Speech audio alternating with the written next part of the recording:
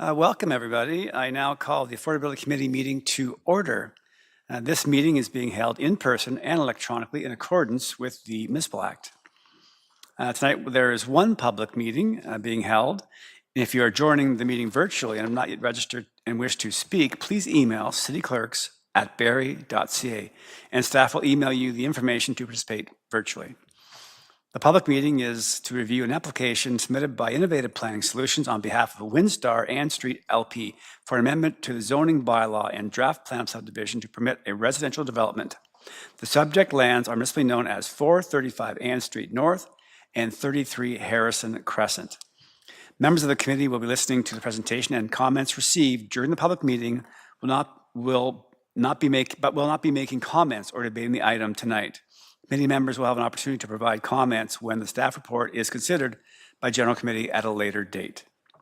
Interested persons wishing to receive notification of the staff report can sign the notification form at the back of the council chambers or by emailing cityclerks@barrie.ca. Michelle Banfield, Executive Director of Development Services, would you please confirm notifications were conducted in accordance with the Planning Act for tonight's public meeting? Yes, Chair Harris, it was. Thank you. I will now call upon Greg Barker of Innovative Planning Solutions to provide the presentation concerning the application of a zoning bylaw amendment and draft plan of subdivision 435 Ann Street North and 33 Harrison Crescent.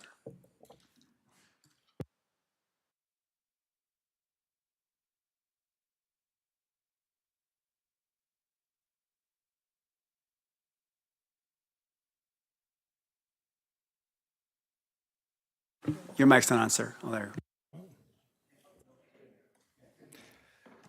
I apologize. I read that as well, and it says red mic on, green mic off, and I just thought green is go and red is not, so that's my mistake. So yes, my name is Greg Barker. I'm a partner with Innovative Planning Solutions. I'm here this evening representing my clients, Windstar, regarding a proposed zoning bylaw amendment, as well as a draft plan of subdivision application on lands known as 435 Ann Street North and 33 Harrison Crescent, located in Ward 4.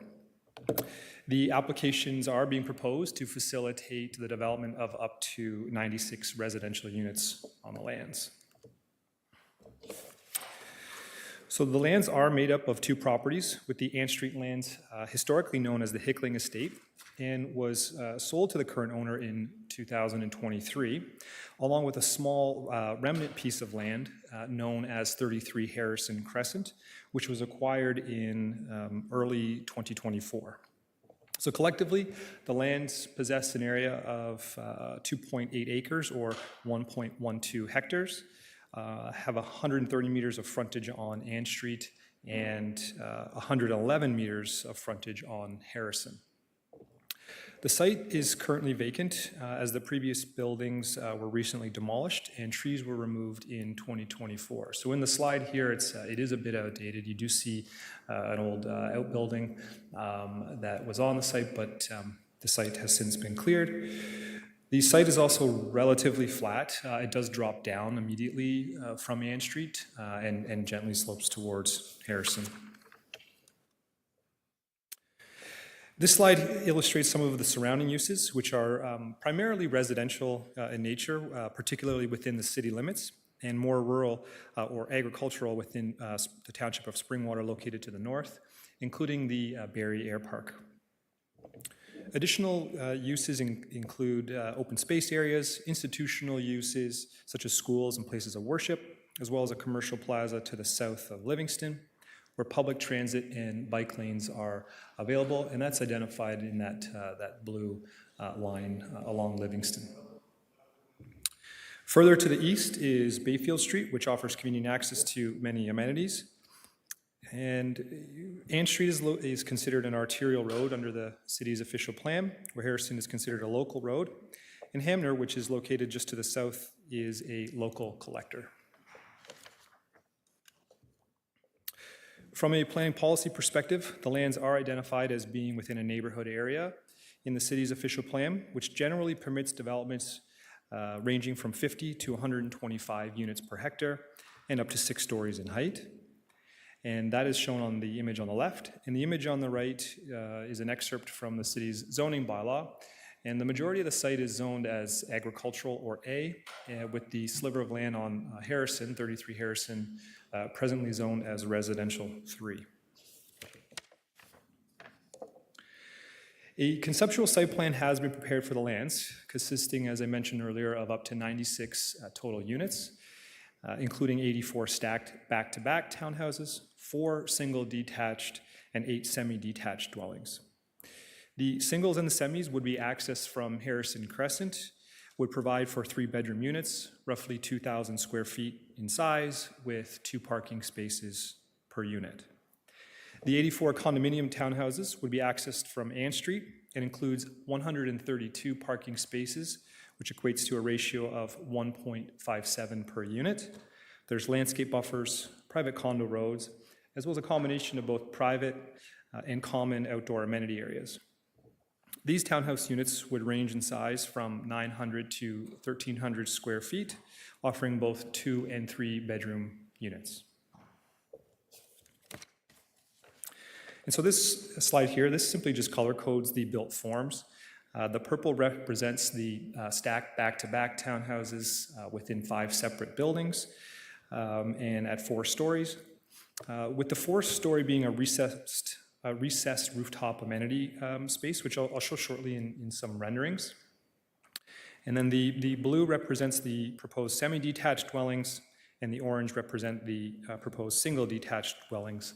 And both of those built forms would be 2 stories in height. So as I mentioned, we have prepared a series of renderings.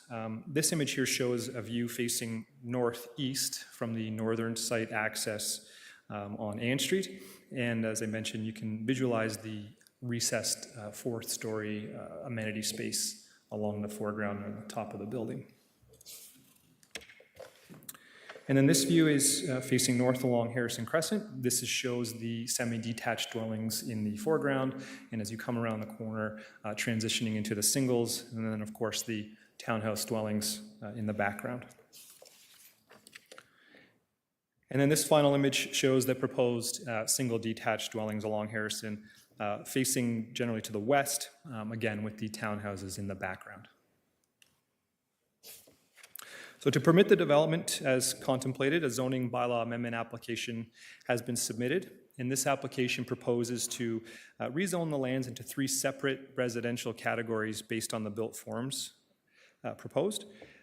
The townhouses are proposed to be zoned RM2 with special provisions.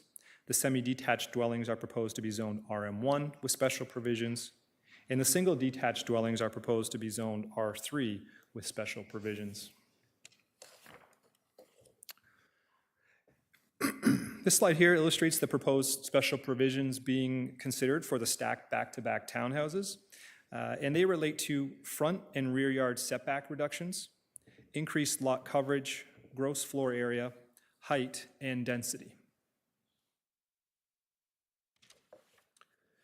And this table here illustrates the proposed special provisions relating to the semi-detached dwellings, and they relate to lot area, frontage, rear yard setback, and front yard setback to a garage reductions.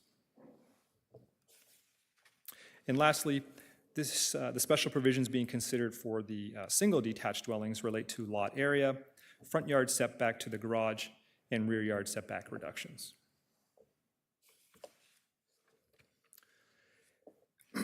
And for the benefit of committee and members of the public, this slide illustrates the proposed draft plan of subdivision, which would establish a total of 9 residential blocks, as well as a road widening, a 3.6 meter wide road widening block along Ann Street for a total of 10 blocks.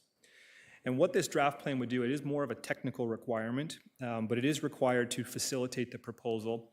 And the townhouse block, or block 9, that would be subject to a future site plan application.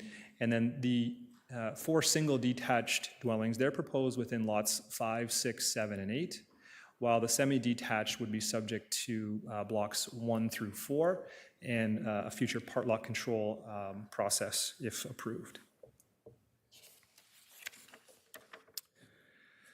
So while the province has since eliminated the ability for municipalities to require pre-consultation, We have conducted 2 pre-consultations with city staff based on 2 concepts. As I mentioned earlier, the larger land holdings, the former Hickling estate, was acquired in 2023, and we did a pre-consultation with those land holdings.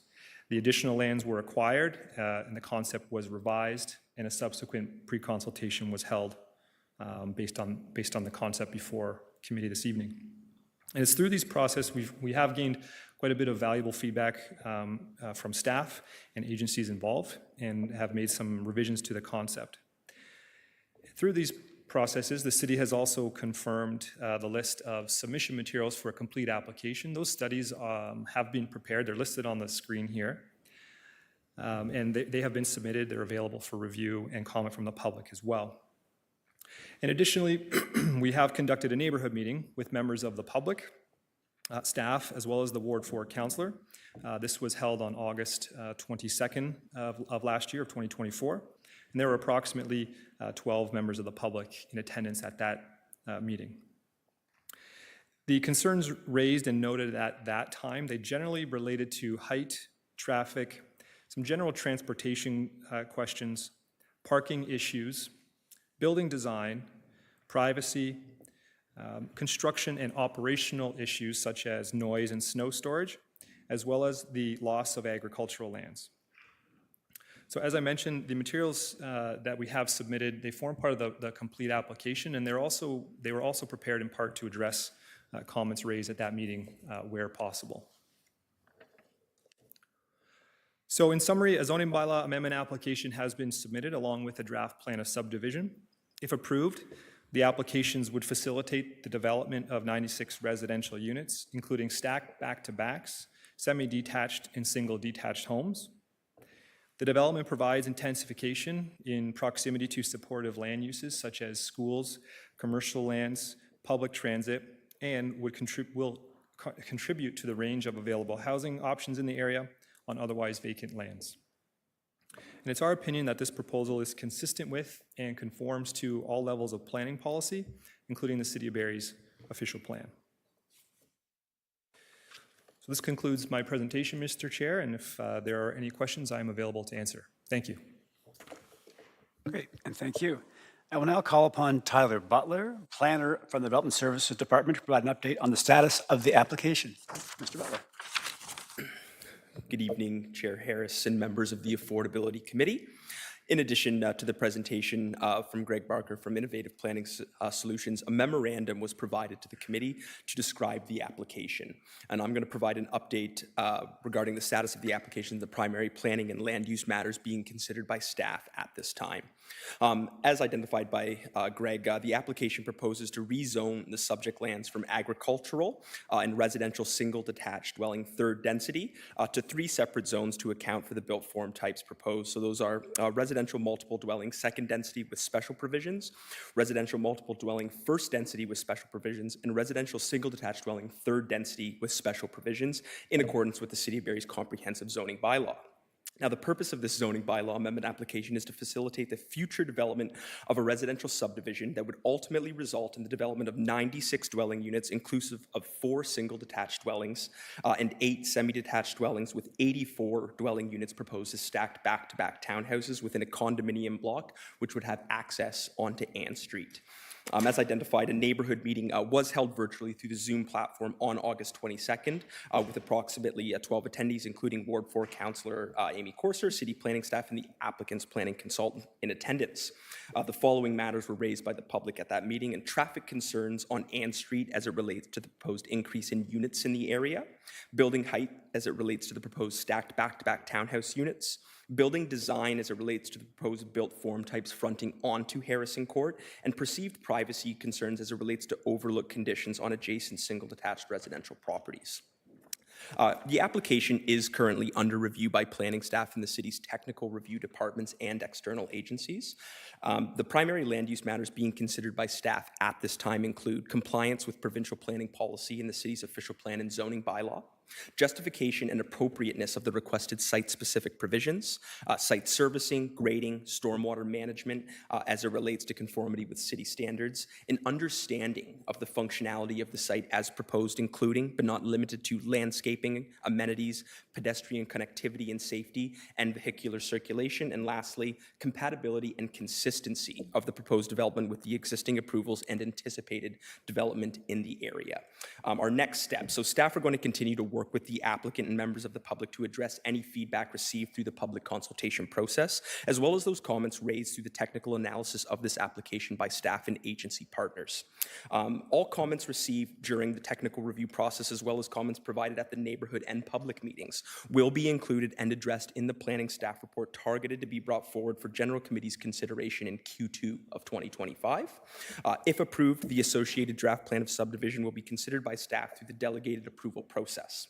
The submission materials and key dates associated with the application are available for viewing online on the city's proposed developments webpage under Ward 4, or alternatively, you can contact me directly. Thank you.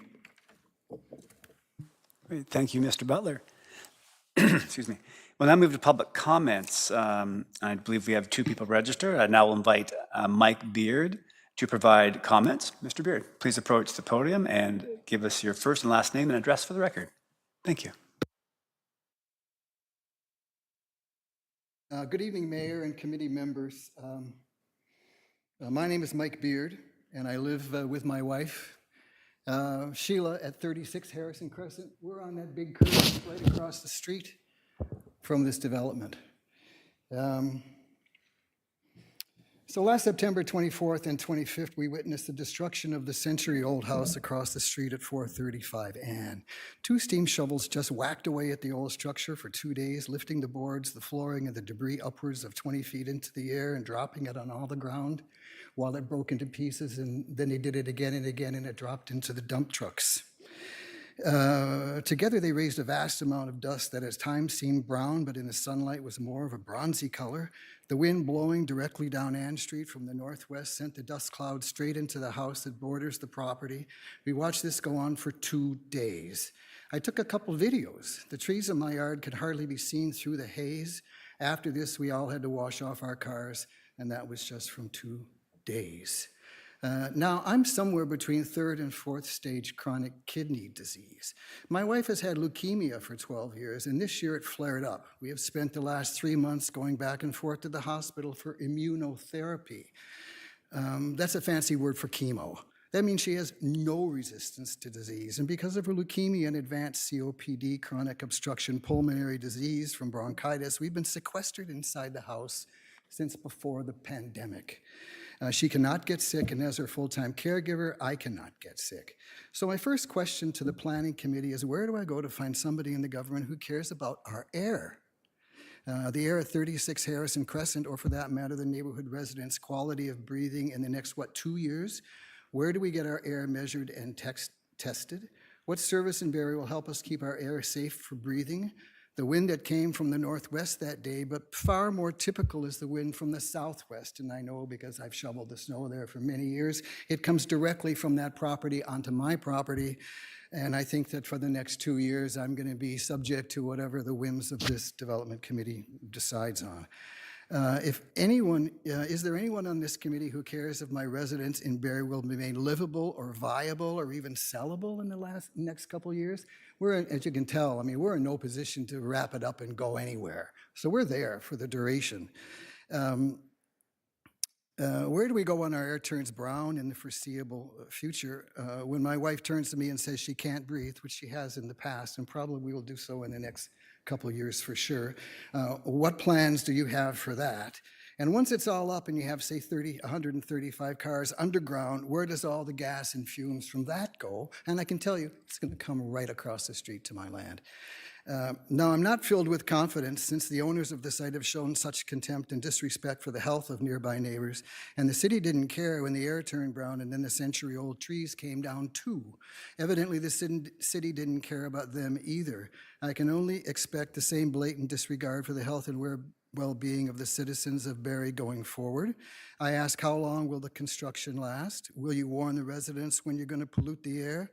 At the last residents' meeting on this property in August, I asked for hoarding, simply a wood fence that might protect us around, and I was promptly turned down.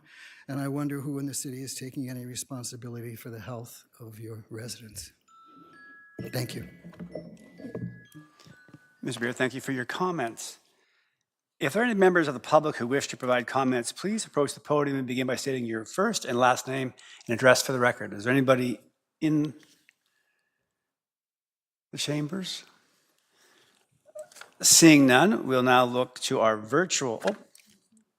I thought we had one registered, but there is nobody registered. Okay. So, Ward 4 Councillor Corser, do you have any questions of clarification? Yeah, I just have a couple of questions for, through you, Chair, for the developer. Well, first off, following up on the residents' concerns, I'm assuming that on construction sites there is a consideration for air pollution, especially in residential areas. Are you aware of this? Through you, Mr. Chair, to Councillor Corser, I would expect through a future site plan development or agreement, there would be mitigation measures put in place to control dust, noise, and that those mitigation measures would be submitted to the city for review and consideration, and nothing would be happening until the city staff approved or signed off on that. Okay, and just a question about traffic. Of course, it's always a hot one. I understand that we are not supposed to be looking outside our borders, but there is a great amount of development skirting this area. And with the widening of the road on Ann Street, were there any considerations? There is a lineup of the driveway to Neeland Crescent. Leland Street, who would be responsible for putting a signalized intersection there? Would that be the city or would the developer be contributing to that? Great question, and through you, Mr. Chair. So we've provided a traffic impact study as part of this application, and that study certainly has been submitted for staff review. Generally speaking, the study would consider background development, so development not just our development, but any surrounding and known developments in the area that may contribute to additional traffic volumes in the area. But as part of that traffic study, a series of recommendations may also be proposed or considered. In some cases, left turn lanes, right turn lanes, traffic lights, pedestrian crosswalks, things of that nature. Through the study that has been submitted for review, no improvements have been identified as being required based on all of that data that's been gathered, including traffic counts. But again, that is subject to municipal staff review and confirmation before any recommendation will be brought forward. But typically, what I have seen in my experience, if a development is proposed and the recommendation would include traffic lights, that would be a developer obligation. But in this particular case, those have not been identified as being required. Okay, thank you. And just one last question, if I may. Well, actually two. There was a great amount of concerns about privacy of the overlook of the Stacktown houses. The line of sight studies have been done. Will there be any impact in houses that are already established? Will there be any privacy issues with the higher buildings? Yeah, another great question, and through you, Mr. Chair. So we've prepared this design and this concept plan with that type of concern being anticipated. We've attempted to keep buildings as far away as possible from existing, and as you may recall from the concept, a lot of the buildings are more oriented towards the proposed new development and not towards existing residents, including those rooftop amenity spaces. So that's our attempt to mitigate and reduce those privacy concerns as much as possible. Yeah, and last question, the landscaping, I'm assuming that anything that would be put on landscaping here would be indigenous. Through you, Mr. Chair, yes. So typically, native species are selected and required by your parks planning staff. A landscape plan and a planting plan is something that would come a little bit later in the stage through the site plan process. But certainly, yes, that would be submitted again for staff review and acceptance. But generally, yes, native species are selected. Sorry, one more. I'm sorry. And I understand that it was identified on the site plan. There is a dedicated units for a nonprofit as well.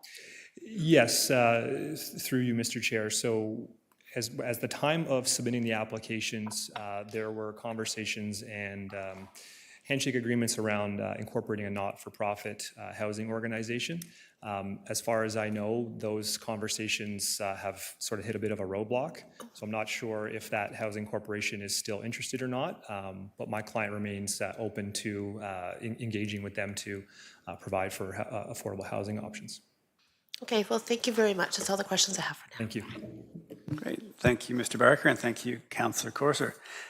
If anyone has any further written comments, you can submit them to Tyler Butler in the Development Services Department at tyler.butler@barrie.ca. And this concludes this meeting. We have no open delegations, and we do have one presentation on the agenda regarding the citywide community and sustainable design guidelines. So I'll now call upon Michelle Banfield, Executive Director at Development Services, and Jordan Lambie, Senior Urban Planner, Design Planner, to approach the podium to provide the presentation.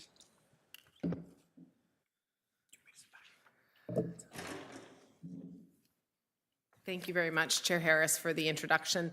Michelle Banfield, the Executive Director of Development Services, and I'm here with Jordan Lambie, who is a Senior Urban Design Planner. And we're going to tell you a little bit about community design, the purpose of our guidelines, the objectives and priorities, some site and building design guidelines, some area-specific details and demonstrations, and what you can expect in the next steps. Thanks, Michelle. Good evening, Mr. Chair and members of the committee. I'm really excited to be here with you tonight to share a brief overview of the draft citywide community and sustainable design guidelines. And I thought for anyone not fully aware that I would begin, if I can begin. Uh-oh, I might have hit the wrong thing. I apologize. There we go. I thought I would begin by quickly highlighting what community design is, which is simply put, the process of shaping our cities and neighborhoods to make them more functional and sustainable, accessible and well-connected, and reflective of local priorities and character. This is generally achieved through integrated design of urban systems, like our parks and open space network, mobility and transportation network, land use, buildings, and infrastructure. The purpose of the guidelines were created to help further articulate the official plan's objectives and policies related to community design. They complement and work in concert with the city's new draft comprehensive zoning bylaw to implement the official plan. Where zoning bylaw establishes development standards by law, the guidelines are generally a non-statutory document used to communicate the vision of the official plan and inspire and guide new developments. As a citywide document, the guidelines cover a broad range of development contexts, and the established design framework is really intended to help facilitate faster development approvals by providing some upfront vision and clarity about the official plan's design policies for various building types and areas across the city. The guidelines also help to provide some consistency and predictability for a range of users, including developers, designers and land development professionals, city staff and our partners and stakeholders, as well as our residents. And finally, the guidelines are really intended to help foster a culture of design in Barrie, to inspire design excellence and innovation in our developments, and initiate a virtuous cycle where high-quality developments attract and enhance further investment across the city. So the design objectives are taken from Section 3 of the official plan and are really the foundation of the guidelines. And these are highlighted in blue in the slide above. And 9 supporting priorities were established through the guidelines to help flesh out those objectives and organize design guidance within the document. So to quickly kind of sum up what is a lot of text there, design excellence in Barrie will mean delivering contextually responsive buildings and places that demonstrate high quality and innovative design. And our official plan and these guidelines emphasize that built environments should focus on people. So designing at a human scale means shaping spaces and buildings in our neighborhoods in ways that prioritize the needs, experience, and perceptions of people, especially at the level of a person walking and interacting with a site or experiencing a space. The world's climate in Barrie's is rapidly changing, with more severe weather events occurring with greater frequency, the recent ice storm being kind of the latest example of this. And in response, the City of Barrie will seek to design its built environment for sustainability, resiliency, and adaptability, where our buildings and open spaces eliminate, reduce, or offset kind of contributing factors to climate change, while also being resilient and adaptive to those effects. Lastly, the city's built environments should be open and accessible to everyone, and physically representative of our people and communities. And in this regard, Barrie's built environment will be designed to be diverse, equitable, and inclusive. Oops, sorry. And lastly, oh, that was it, sorry. The guidance is generally provided at 2 scales in the document: a site and building scale and a broader area scale. At the site and building scale, as illustrated in the slide above, guidance is provided usually for a single building or a large site with multiple buildings. Some universal guidelines are applicable. The section provides some universal guidelines that are applicable to all building types across the city. And this includes typically simple things like ensuring direct access from buildings to sidewalks. They also provide some green development guidelines, offering strategies for more efficient design of energy, water, and waste systems for sites and buildings. And finally, they create guidelines for specific building types and uses, including a range of residential and mixed-use building types that are listed above, and flex buildings, which encapsulate institutional, commercial, and industrial type buildings. Each building type section provides key objectives and subsequent guidelines to achieve them. And these are organized by themes related to site planning, scale and massing, relationship to the street, landscape and open space areas, and parking and servicing. For example, in the case of high-rise buildings that's shown on the slide above, key objectives include things like clearly defining a podium, tower, and top of a building, siting the podiums to frame adjacent streets, to create active street frontages and walkable streetscapes, creating semi-public spaces such as plazas and mid-block pedestrian connections, and finally, locating access to parking areas from a side street or laneway. Specific areas defined through the official plan are also further described and illustrated in the guidelines. These areas are listed above, and the area-specific sections provide general guidance for how these areas will inform the development of a site or building, and conversely, how a development should contribute to and fit within a planned context of a wider area. Several of these areas are supported by demonstration plans, which provide a conceptual expression of the city's policies and guidelines applied at scale within the area. It's demonstrated by our Urban Growth Center demonstration on screen. These also highlight the importance of comprehensive planning and design strategies to achieve some of the city's broader goals and objectives that cannot be addressed through a single site or development, and that must be coordinated through multiple developments over time.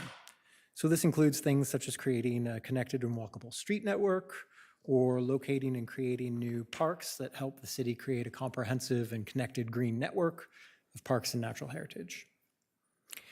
Demonstrations are conveyed in 3 sections. The first section, as shown on screen here, highlights the location of the area, the existing context, the design principles and guidelines being applied, and a corresponding concept plan. The second section expresses the scale and massing of the demonstration concept using cross-sections, 3-dimensional views. And for example, above, you'll see that the Urban Growth Center's demonstration illustrates how some of the massing guidelines from that high-rise building section are being applied at scale throughout the area, how transitions from a lower neighborhood area to the taller Urban Growth Center can be achieved, which in this case is through the location of a new park space for some separation and gradually increasing building heights. And lastly, it demonstrates an improved connectivity of the city's street and open space networks, which also facilitate improved views and connections to the waterfront. Finally, the demonstrations compare and contrast existing conditions with the envisioned urban structure, using simple diagrams to highlight benefits made possible by applying the design guidelines and official plan policies. High-level placemaking and character strategies are also illustrated and described using 3D views and perspectives, character imagery, and a description of how design priorities have been applied to inform the creation of places that are imagined in this concept. And with that, I'd like to thank you for your attention and hand it back to Michelle for the next steps. Thanks very much, Jordan. So the community and sustainability design guidelines really are part of the package that initially started with the official plan, and this really does also go hand in hand with the comprehensive zoning bylaw. Certainly earlier drafts of the comprehensive zoning bylaw had a lot of feedback from architects and designers in the community saying, you've got things in the zoning bylaw that really should be referenced in design guidelines. And so, to that end, we listened to that feedback and definitely put some of the concepts, which, quite frankly, are, very, I want to say they're simple concepts in the context of everyone wants to come before council and bring a good project. I don't think anybody ever comes to council and says, let us build this ugly building, or let us, I think we assume good intent all the time. But really some of these things contained within the guidelines really are, as I said, are very, basic concepts of community building. And again, while applicants often are very focused on their project and their building, the role of city staff and city council really is to kind of almost look at that as well, but also take it up that one extra level to the community level, because places that connect are going to be better places for all of us to use. So again, we're looking at kind of making these hand in hand, and then as I said, it'll just continue to be like everything else, dialogue between through development applications as they come in. And again, they're guidelines, so in some cases they're going to be appropriate, in other cases they may not be as appropriate, and that's part of the conversation. The guidelines are here so that when people do come into the community to build, whether they've been here before or they're new to developing here, this vision of good design and design excellence and planning for communities and for people is what they know to expect. And that's really the intent of having this conversation with people, as opposed to, having someone design something and then, have council or staff say, nope, that's not what we had in mind, and try again. Like it actually having the vision up front with, as I said, based in very solid, accepted design and community design principles like we're proposing here, really is the way forward to get the type of community that we want built for our residents. So thank you very much. We're happy to answer questions, or happy to just kind of leave it for now. I think there may be questions. Thank you, Ms. Banfield, and thank you, Mr. Lambie. So are there questions from members of committee? I see Mayor Nuttall. Mayor Nuttall.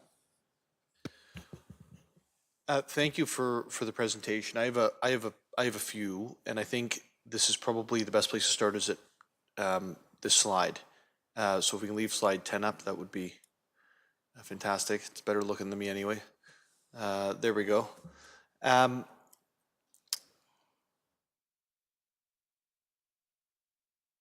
So I said the consistency with the guidelines will be considered by the city through development application review processes.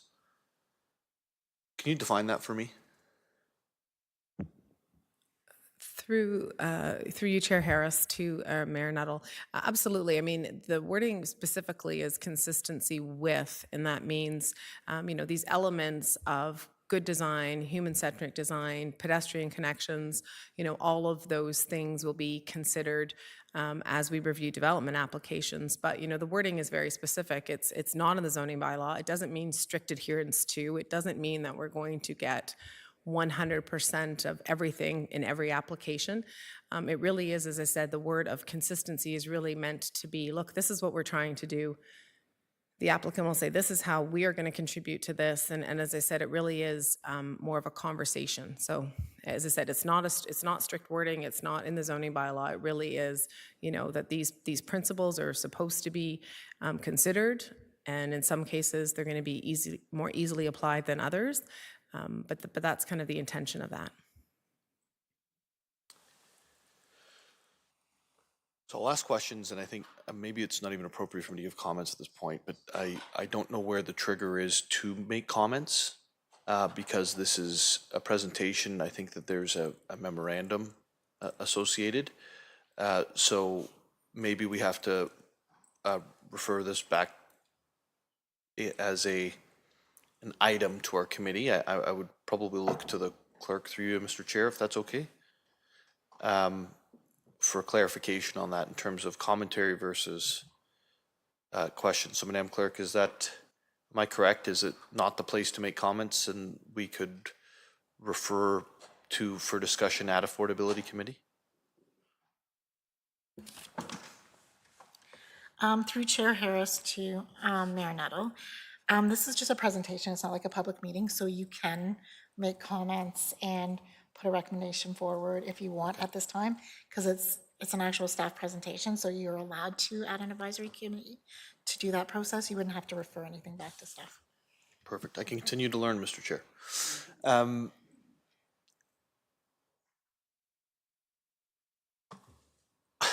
struggle with this so much. And the reason I struggle is because we all want to see the best houses built, the best communities created, the best buildings built, right? Like, I don't think there's anyone in here who's like, I want to see something that doesn't fit. I'm also not seeing a process here that I can define. I'm not seeing a metric that I can consider.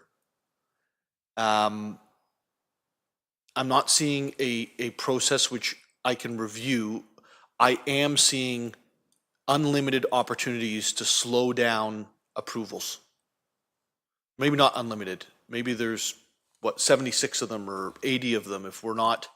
If one thing isn't falling in line inside of this, or maybe it's 10 things that aren't falling in line, there will be communications going back and forth from staff to said proponent, and that'll be consistently happening. And I'm glad it's not in the zoning bylaw, and I'm glad it's not in the official plan. We, as a council, I think, sent those messages.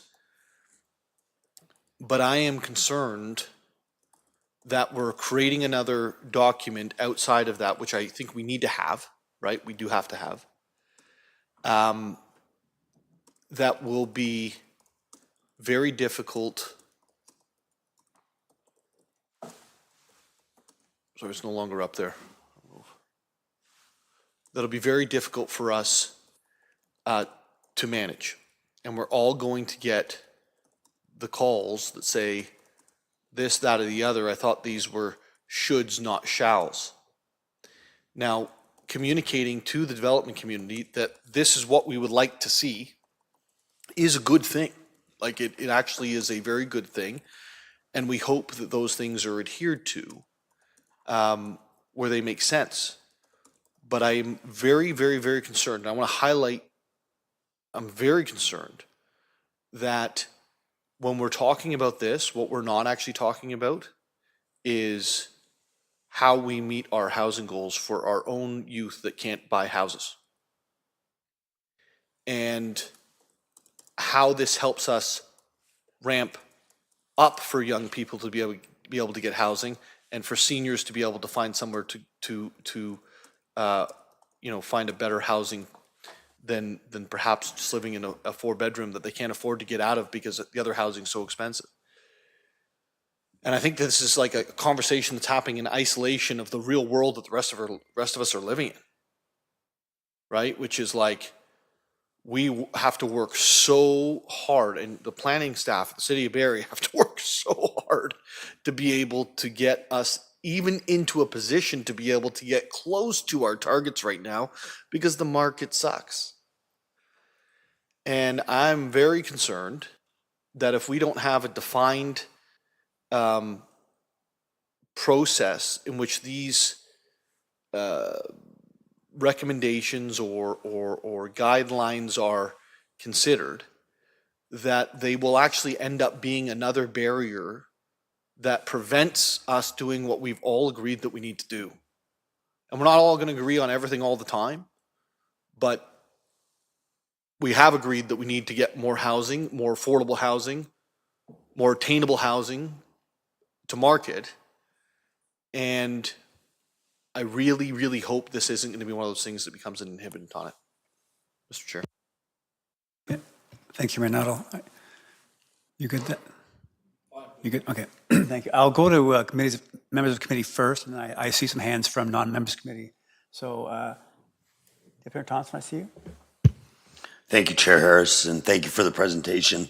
Mayor Nuttall actually got a few things that I had, and it's more about clarity. So in your presentation, Mr. Lambie, you mentioned speed. And I wrote down speed about, so if I submitted a proposal and I met the guidelines, I would achieve an approval quicker. But if I didn't meet the guidelines or suggested guidelines, would that slow down the process? I'm going to jump in through you, Chair Harris, to the Deputy Mayor. I think the point is that before an application usually even starts in the City of Barrie, we often hear from people, hey, do you have your OP? Do you have a zoning bylaw? Do you have urban design guidelines effectively?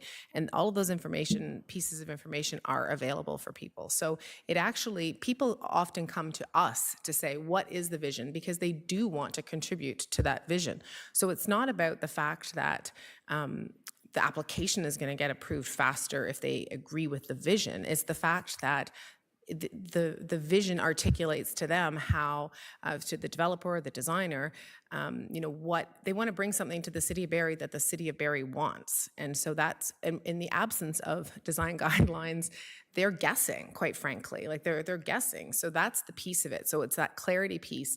In addition,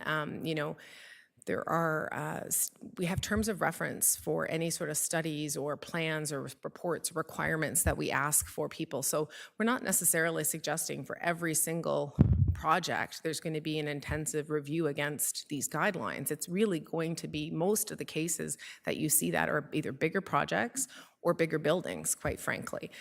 So as I said, it's not necessarily tied to it. It's the fact that if the vision is articulated, applicants and developers have the ability to come out of the gate with an understanding with a project that the city, both council, staff, residents want to see. And that's where the time, and without a vision, without that being articulated, they're flying blind. Like they just don't have, there's just not that clarity of what we value as a community. So I think that's more the reference of the ability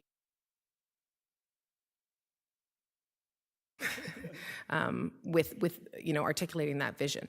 And it's not about kind of going back and forth about this. It's, as I said, these are very broad, overarching concepts of, as I said, design excellence, community connections, designing for people. Thank you. And maybe just another question. So when we did first present this, and to your point, a lot of people showed up and talked about, and I want to say it was like 40 or maybe a little bit more of frontage of glass, and they talked about the cost of that. It was like glass walls opposed to. So I like absolutes, like this is the rules, this is what makes good building, this is, but like sometimes I look at this and it's more my preference, and that's, so if a staff member changed or something, would it be that they don't like the urban design today, so they have a preference of something else? And we get calls where a developer proposed a material and it's fully within the building code, it's fully functional, it works through engineering, and the response is, yeah, but we just don't like that. And that's where, I like absolutes, and I look at, the one picture of Bradford Street looking north to Bunkers Creek, and I look at it and I go, wow, that's beautiful. But on Family Day this year, I go, where do we put all the snow? And I know we don't build parking lots for Christmas, it's, you got to build it like not for the one-offs and stuff like that. But this is my concern. We never cost this stuff. Like, we've had developers submit drawings. Their feedback is, this is the way we should do it. And it's designed for them and like without a cost. And then they put it in and they go, oh, I can't even build that. Or they see our guidelines and go, there's no profitability here, so we won't build. Because if I have to meet these guidelines or the urban design, I can't turn a profit, so I can't build. Because, you know, as much as I'd like people to build for the warmness of their heart, that's not occurring, right? They build for profit. So that's some of my concerns. And I'll let you answer on some of the questions. Through you, Chair Harris, to the Deputy Mayor. So the comment about the glass piece in particular was one that we heard, and that's going to be taken out of future versions, and 100% in the context of, you know, some of the elements. And we heard this from architects and designers. Let's let the building code kind of sort out things like window openings and all those sorts of things. So we heard that feedback. With respect to like building materials, again, there's been some changes to the Planning Act that really reference perhaps some of the context and the conversations you were having were a bit more historic. Now, I always say, provided you're not building your building out of cotton candy and it's going to fall down, there's very little back and forth that you're going to be having with municipal staff if it's a product that meets the building code. Then yes, they have to tell us what they're building their building out of, so we know it's not being built out of cotton candy, but they don't have to. There isn't that back and forth dialogue. And you know, to be very fair, you know, we hear a lot from the development community about making their projects work, and we want the projects to work because they won't get built, as you said, otherwise. But quite frankly, that's a lot of the time why you're asked for density increases and height increases, and we're doing, I think we're doing more than our part as staff and council to be open to those contextual requests that we get. And so sometimes, if that does mean, can we have an active street front? Can you put a sidewalk in? Can you put a connection to a park in the back of your building? These are give and take opportunities, because at the end of it, you still want places that people want to live. So of course, nothing in terms of a cost is lost on city staff. We say all the time, we don't build buildings. We need to work with our development community. We listen to the greatest extent that we can. And again, the future versions of the zoning bylaw are going to address some of those things you said.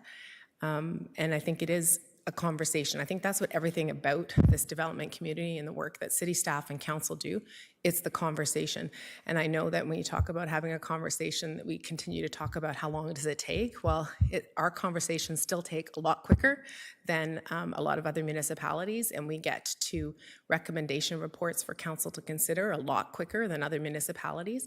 And we already have urban design guidelines. I think that's the thing too. Like, we actually have urban design guidelines that we've worked with from previous councils and so on and so forth. So this really is kind of just, quite frankly, I think simplifying it and again, articulating that vision that actually makes it easier for people to bring things forward.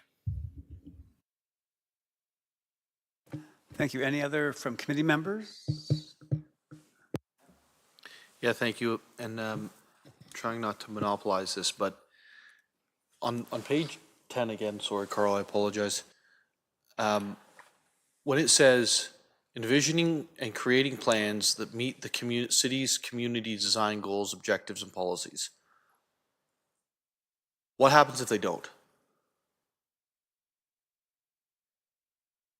Through you, Chair Harris, to Mayor Nuttall. I mean, again, those concepts are in the city's official plan, and I think it'd be a challenge to find a project that doesn't meet the intent of some of these. And I mean, I suppose if it's like a really terrible project, then it would need an official plan amendment, and council could make that decision.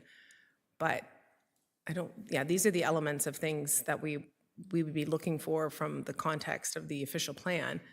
And again, I feel like on the flip side, so if you're not designing for excellence, what are you designing for? If you're not designing for people, what are you designing for?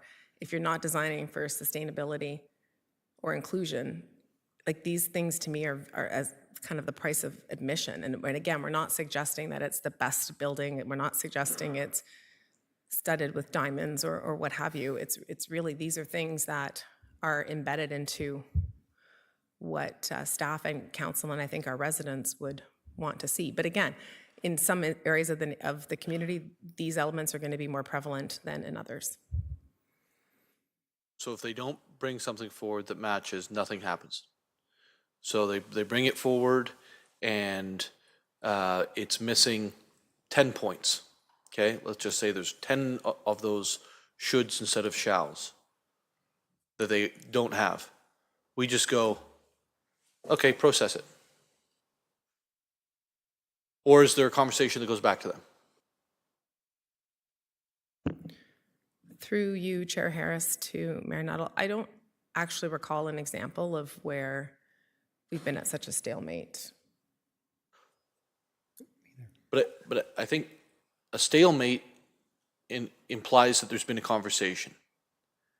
A stalemate implies that there's a discussion that's happening around all of these items.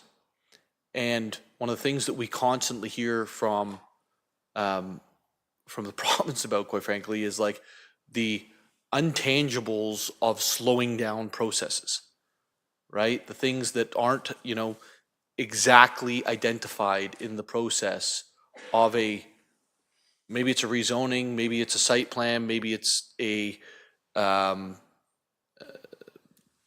maybe somebody's rebuilding their home. I don't know. CEO Prowse and I heard about one of those, nothing to do from a long time ago, where they faced such a difficult time building on top of an existing foundation. It's the intangibles that are getting in the way, because they can define, okay, if you're in this part of the process, you have this long. If you're in that part of the process, you have that long.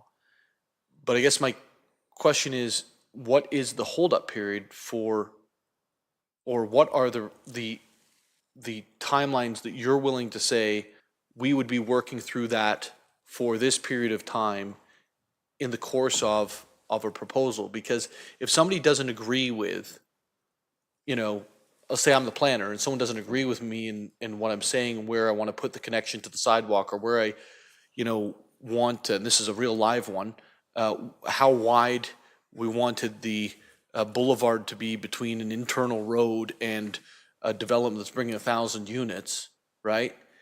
In those types of scenarios, like how long does it take? What is the back and forth? Through you, Chair Harris, to Mayor Nuttall. So these conversations are happening at the same time that we're reviewing. I think it's part of the process, and if that's not, it's part of the development review process. So these conversations are being reviewed at the same time as where they're proposing to their landscape plan, where they're proposing to hook up their servicing. It's not an extra process. It's not a longer review than anything else is, quite frankly. And we never, it just is, as I said, it's just goes in tandem with everything else that municipal staff look at. And, like everything, if they're in particular, and again, this is the feedback that we heard about making them guidelines, in particular, when things are guidelines, there is more flexibility. If you can't meet the guideline, you can't meet the guideline. Like it's not as written in stone. If you can't meet something in the zoning bylaw, that's different. If you, this happens all at the same time. I don't think anything is held up any more or any less for these conversations than they are sometimes for grading concerns or servicing connections or fire flow tests. Development is complex, and as I said, and we try to look alive and move everything forward as fast as we can. And with committed partners in the development community, we do that. So this is, as I said, this is just part of it. It's not extra. It doesn't add on to it. It's part of the review. Okay, so I'm going to give this up in a real second here. Mr. Mayfield, I no one questioned, like, you do excellent work with your department on getting things through, and I know that because the data says that, right? And I love that data, and I think that you need to be recognized for that data, right? And your team needs to be recognized for that data. I'm struggling here because I can't see a projection of data and the relation to the process and the time that it takes And I also don't like the verbiage in the end that's saying basically like, we'll be working through the application based on whether you're hitting these things or not, because that tells me it's more than a guideline. And so perhaps it's a verbiage of the communication here tonight, but as long as I don't hear developers saying, I'm trying to build this number of units for rental, and the thing that's holding me up is the guidelines associated to urban design, I'm good. But the moment I hear that, then I've been misled here tonight. And that's not going to be a good meeting. Great. Thank you, Renato. And just I'll maybe ask questions I have, and then I'll go to members of council and tenants. Just picking up on the theme from Mayor Notley, he mentioned earlier, and he talked about housing being attainable, and we all know that's a real concern in our current economic climate, and that means affordability. So I'm just curious, and with some of the concerns, and we know that we as a city, and your department as a department does exceptionally well on top of the standards as far as getting approvals through. So that's been noted by Mayor Nuttall. When we look at these objectives and these priorities, I'm just curious with design for excellence and some of these really wonderful ideas for design, does it leave room for affordability, or how does it impact affordability is that part of the design excellence continuum of, hey, listen, this is actually incredibly affordable, what a fabulous design? Thank you for the question, Mr. Chair. And yeah, absolutely. I think it's probably represented through the fourth objective, which is designing for inclusivity. That is represented through, I would say, from some of our zoning concepts, the densities that we've permitted through the official plan, some of those permissions. There are also really great examples of affordable housing developments that do make design excellence a priority of their development. Thinking of some examples in Calgary, Toronto, other urban centers, London, where it is a part of the DNA of even, affordable places should also have dignity, should be well designed, should be part of the community and integrated. So those are often really common themes found through those types of projects. Thank you, Mayor. Follow up. Is there, and you mentioned obviously in the diversity, and that could obviously include income. Not using the word affordability in the document, is that just one of those things, or is it something that was by design, or just it's hard to do? I believe it's in the document. It is 182 pages, so please forgive me if it's not, or if I edit it out, but the intent is that it is within diversity, equity, and inclusivity, because that is a common, inclusionary zoning is within the planning language. It's kind of built into that theme. Sorry, yeah, thank you. And I said document, I meant presentation, but thank you. Yeah, that was I misled you there. So thank you, glad to hear that, Sarah. Just maybe one other question. I was, there was a term, and I'm not familiar with, it's actually one word, is placemaking. And I'm wondering if you'd give me a quick little kind of Cole's notes on what placemaking to enhance community identity means. Great question, Mr. Chair. Placemaking is the idea of kind of creating new places that are, reflective again of the, actually I think this is dead, but reflecting kind of the priorities and needs of a local community. It could be anything from, the pilot project that we did on Dunlop Street before kind of reconfiguring it. It could be simple little pilot projects like that create new spaces, test ideas. It can be more permanent things like creating a new plaza or, a public open space. Okay, thank you. Maybe just one before I go to members of council. I kind of heard a couple things, and I need to kind of reconcile them.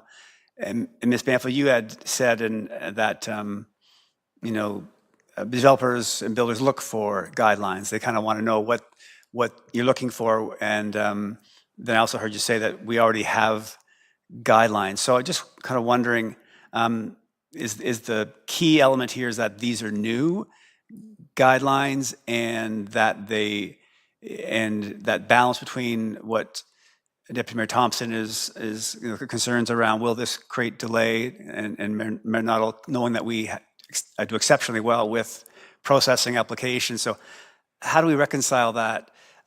You're saying, and I hear you deal with the developers and the applications, that certainty is, they're looking for agreement, prevents disagreements, right? So you have more knowledge up front, what we're looking for, that helps hopefully the process. We provide exceptional quick, comparatively to other municipalities as far as applications getting through. How do you see this? If we were, and to the metric point that Mayor Nuttall made, if we're currently doing, our timeline is X to Y, would that be the metric that we would not see our metric go up for applications on the whole taking longer to complete versus with the old guidelines being quicker? Chair Harris, so really the purpose of the updated design, community and sustainability design guidelines really is to reflect a couple of things, like the new official plan that has, the urban growth center, major transit station areas, different intensification corridors. So it really is to reflect the framework set out in the official plan, and it's also set out to reflect some of the changes to the Planning Act that I referenced with the Deputy Mayor, like reduced building material conversation. But the things like that are currently in as it relates to massing and pedestrian connections, those things, even with the Planning Act changes, those elements are still in there. Those are still things through site plan that municipalities are, in accordance with the Planning Act, asked to look at, because again, the province understands how people get in and out of buildings, how buildings relate to each other, makes a difference in terms of how our communities develop. So it really is to reflect current legislation and the current official plan. And again, we are working with urban design guidelines now, and again, continue to have, I think, pretty good conversations with our development community partners. Okay, thank you.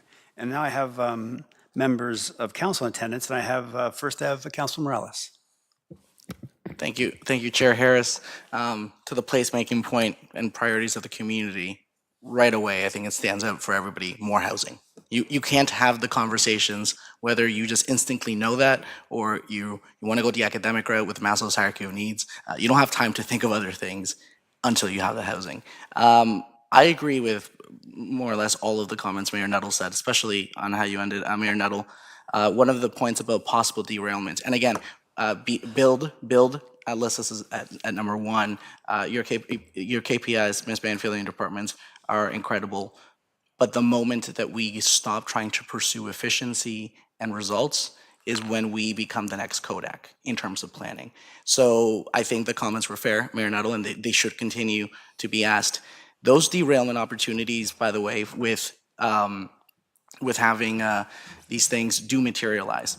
I've read reports, and I wrote this down when the mayor was speaking. I've read reports where the engineering department says the entrance shall be on the east side, and the planning department says it shall be on the, not the main road, because the main road is going up and down, so the east side.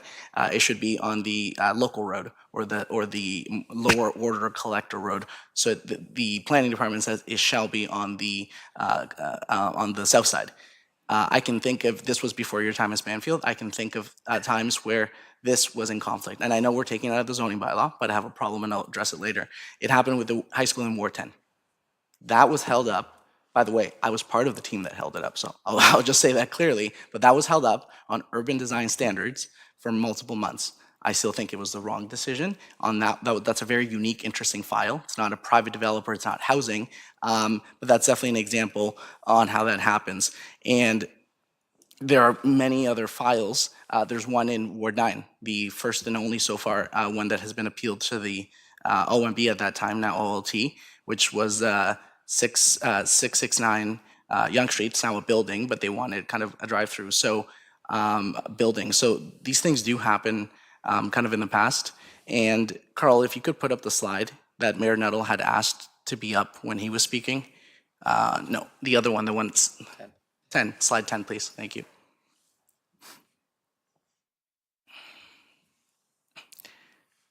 I hope I'm just like maybe a little bit too not understanding the wording, but the first point, a staff report will be brought to council seeking endorsement, okay, of the guidelines with the comprehensive zoning bylaw.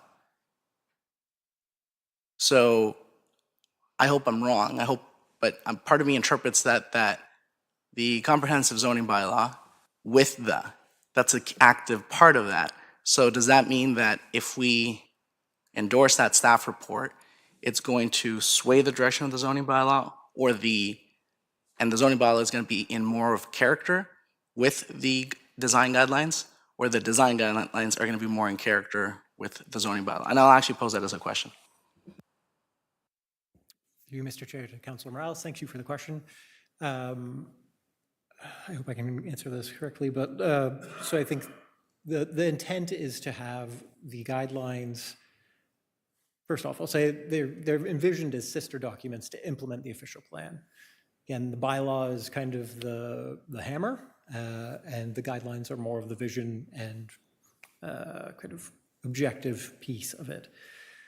I think the intent is to have council endorse the guidelines to give staff the ability to Ms. Banfield's point, negotiate with developers to say this is the vision of the city, but in the actual design guidelines document, it does defer any standards created by the official plan, zoning bylaw, and any secondary plans or master plans that are created, irrespective. So they will be not in effect, essentially. And through you, Chair Harris, so you said negotiate. So what negotiating ability, power, leverage, whatever word you may use, do staff have when negotiating with developers when the design standards have been clearly extracted or delineated from the zoning bylaw? Because I struggle to understand when you say negotiated.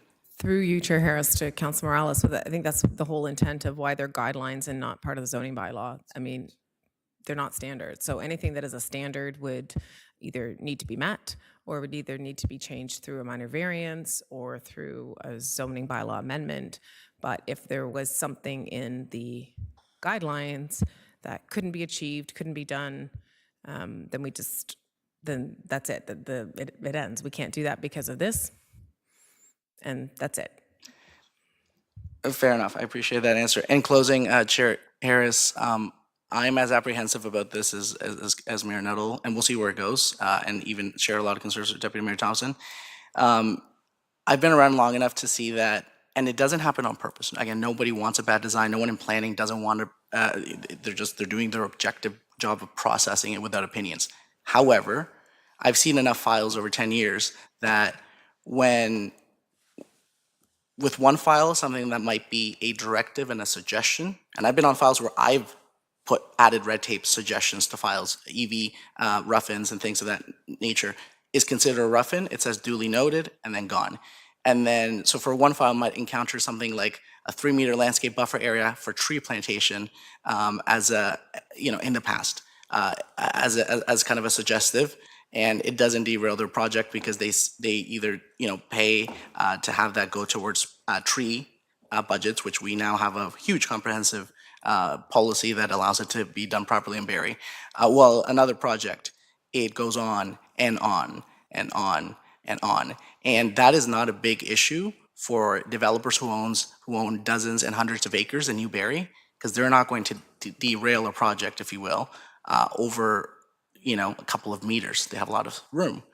But for other ones, that is everything. So having this almost second class of rules that are rule guidelines and not bylaws, because of those 10 years of examples of when, for some people, it becomes suggestions because of their projects. I'm not saying anyone is weaponizing them on purpose. Stick to the zoning bylaw, be consistent, keep it clear, and get the housing built. So those would be my comments, Chair Harris. Thank you, Councilor Morales. I have a lengthy speakers list. So I have, up next, I have Councilor Rietma. Thank you, Chair Harris. And I think this is a great discussion, and one that we need a lot more time to really discuss, because I think this is really sort of the heart of what we want our city to be. And I think that one of the things that I think the mayor raised and others, is the whole question of how do we implement these guidelines? And I suppose the very first thing to say is we already have guidelines now, and we keep winning the Build Award for being the fastest city to approve things. So I would think from that perspective, we're doing well with our existing guidelines. So I'm just wondering if you have a sense of how you would implement the new guidelines and how much extra time you expect these new guidelines to take over the existing guidelines that we have today. Great question through you, Mr. Chair, to Councilor Riepma. Thank you. Yes, so I think, as Ms. Banfield noted earlier, currently have a terms of reference that is through pre-consultation and formal applications, outlines the requirements for an urban design brief that has now been renamed to Community Sustainable Design Brief. And the intent of that is really to highlight, again, the structure of the document has been established so that guidelines each start with an intent and objective, and then supporting guidelines that are meant to implement or achieve that intent. Through an application, a developer would submit their brief, identifying how their development, whether it's a high-rise, low-rise, whatever the guideline might be, how they're meeting that intent and that objective, and whether or not they've included the guidelines. And then in terms of like the timing and the impact, I think it is kind of a site-by-site basis. These are citywide scale documents, so it's trying to take in a lot of considerations and a lot of scales of development. Some are more complex than others, to Mr. Morales' point, Councilor Morales' point. So it's hard to say about timing, but no longer than currently it takes on existing intensification design guidelines, for example. Thank you. Just a couple of follow-ups. Are you planning, as part of this this approval process, before it comes back to us, are you planning on having discussions with the architectural community, the planning community, the building community, that kind of thing? Through you, Mr. Chair, to Councilor Riepma, yes. We've had the draft document has been released several times and has had feedback from the development community. Relatively minimal, and if not kind of supportive generally of the guidelines. A few minor kind of grammatical things in the last round of comments that were received. So overall, generally supportive, to Mrs. Banfield's point. They are looking for a vision of what the city wants to help kind of initiate and envision their development. So this really is just kind of that benchmark for them to say, here's our starting point, let's get going. Just one final point, Mr. Chairman. I work in a lot of municipalities that have design guidelines, and in fact, I think that my clients certainly appreciate it, having them. And I'm glad to hear that you're asking for an urban design report, because I write those a lot. And the thing that I think is really important about them is you go through and you look at each of the guidelines and you say how your project fits those guidelines, and also where your project doesn't fit them and why not. And I think certainly my experience always is that if there's a good reason for not meeting a guideline, then staff agree. And I'm not saying City of Barrie, because I don't work in the City of Barrie, but in other municipalities, that's my experience. And so I'm glad that you're going to, you are working with the development community. I think that it's a useful tool. I think that the zoning bylaw tells you exactly how much you need to do, what your setback needs to be, and what all the sort of the mathematical pieces of it. And the guidelines suggest to you how you put all those mathematical pieces together. And I think from a a builder's perspective, they're useful. So thank you. Thank you. I now have Councillor Kungle. Thank you, Chair Harris, and thank you for the presentation, Ms. Banfield and Mr. Lambie.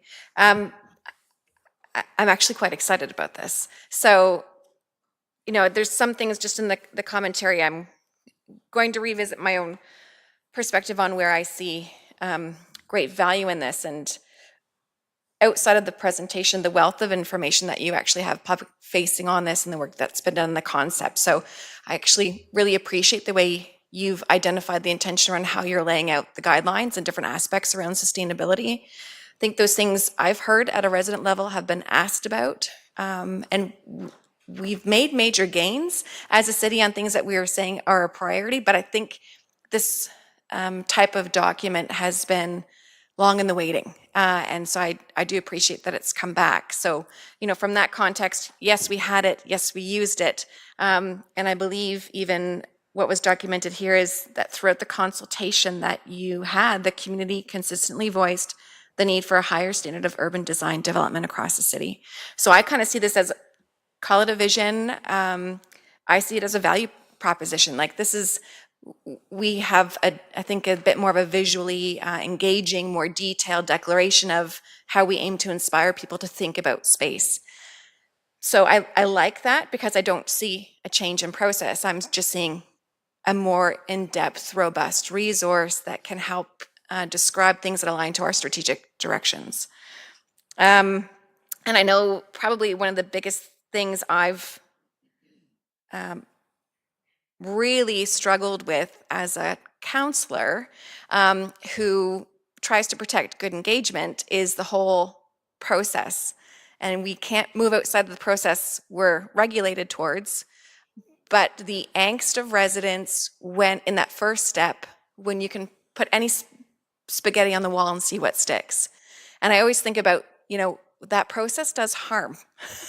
Like residents, for the most part, depending on what they get, can't answer the questions on some things that they really care about. And so we start with a process that says, it could be 12 stories and here's this, you know, a rectangle that's so much height, but there's no real design or concept or answer to questions, or we're talking about something that might never even happen.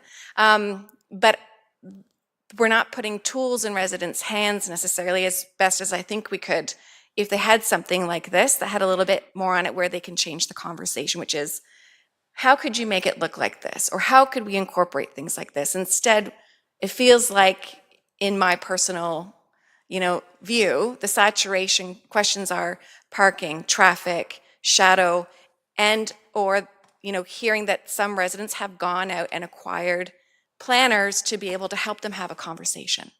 And I think I've heard that over, like, since I've started here.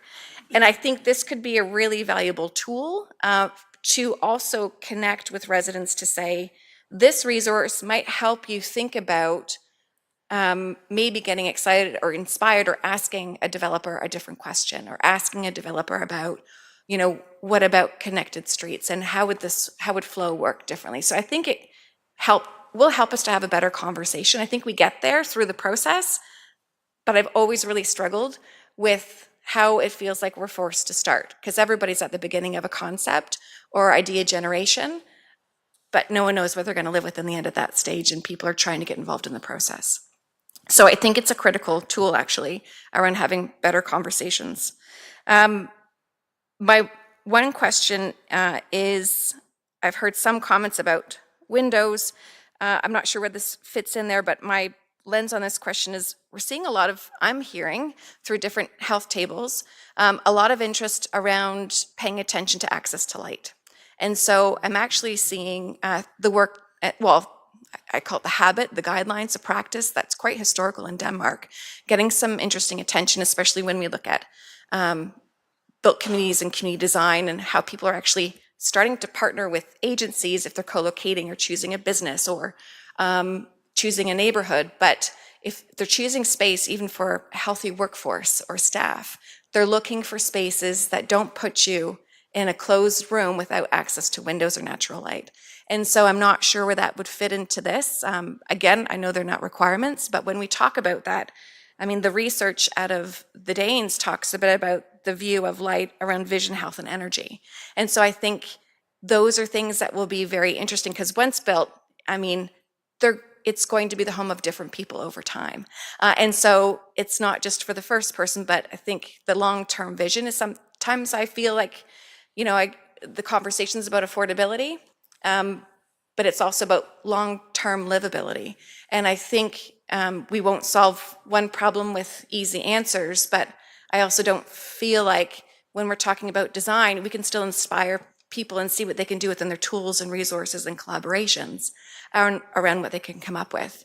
So I think it's huge around changing the conversation of where we can go with this. The other piece too is I really love this because I think it helps people to see the art of the possible, and you don't have to be a planner to do that and feel like you have a voice at the table.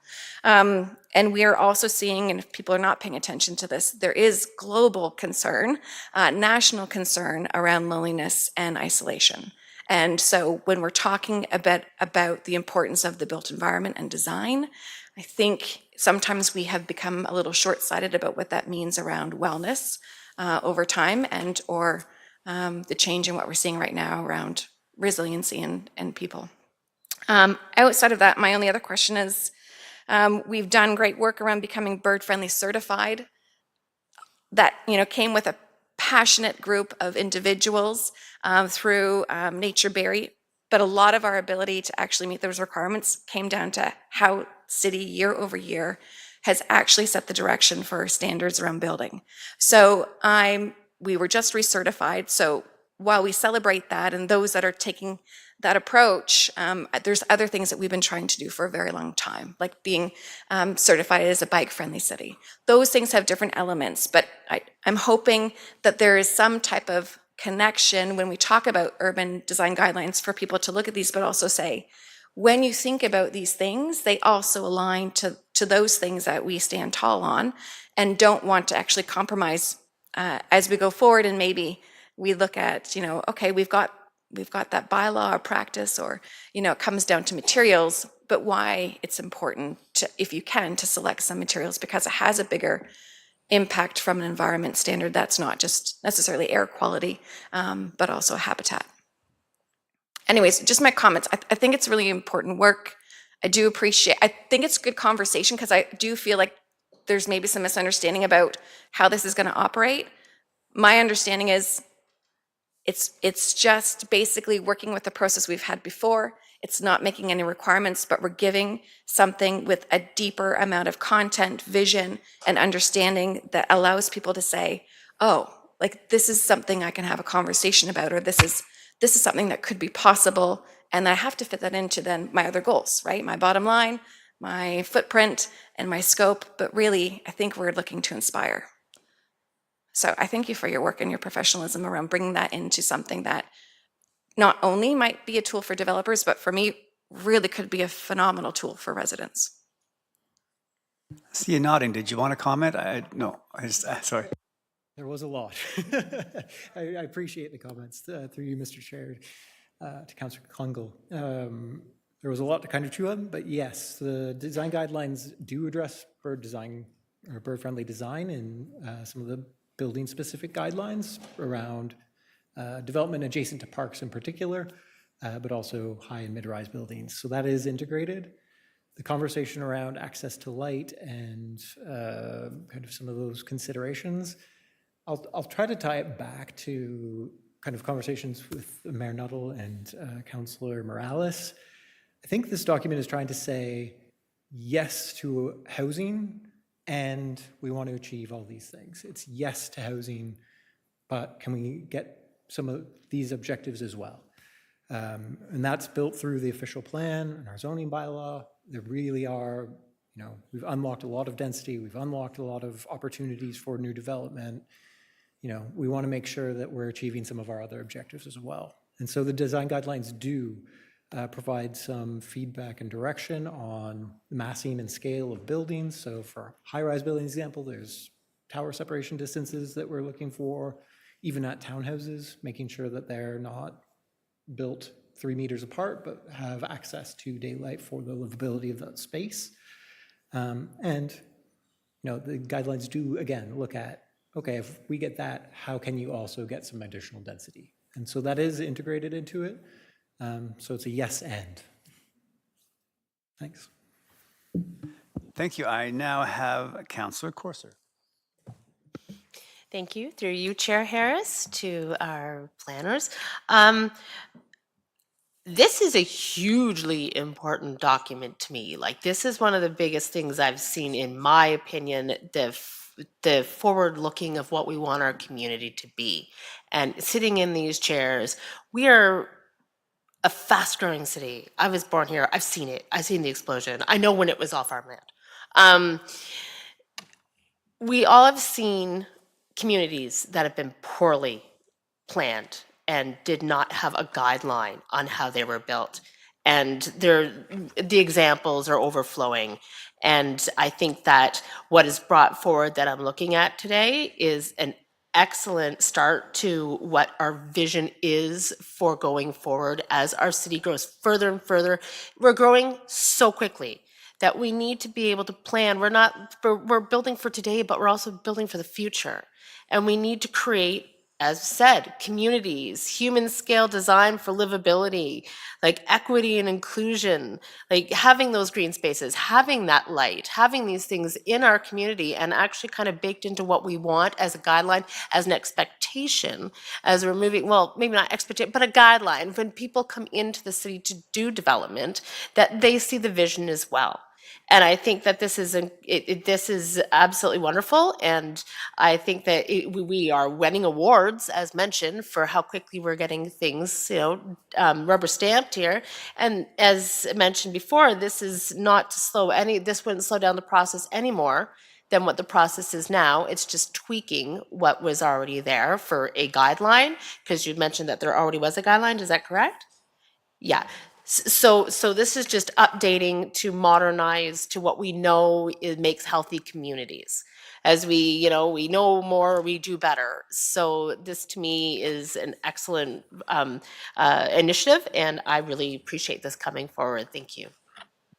Thank you, Councillor Corser. Councillor Harvey.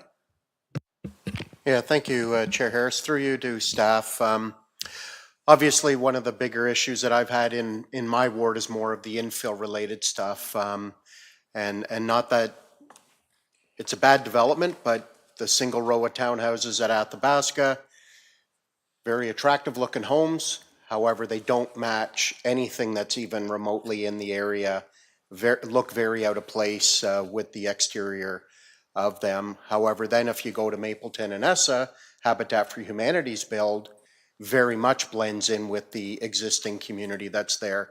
So with what you're proposing here, will that fix that? Through you, Mr. Chair, to Councillor Harvey.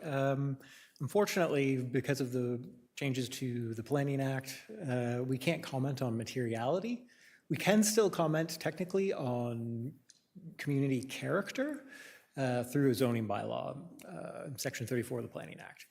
But we have been really limited in terms of those kinds of conversations. So these guidelines really do try to focus on kind of more scale and massing, circulation, the structure of the city, rather than kind of the building material and architecture. Okay, thank you. Unfortunately, that wasn't the answer I was hoping to hear.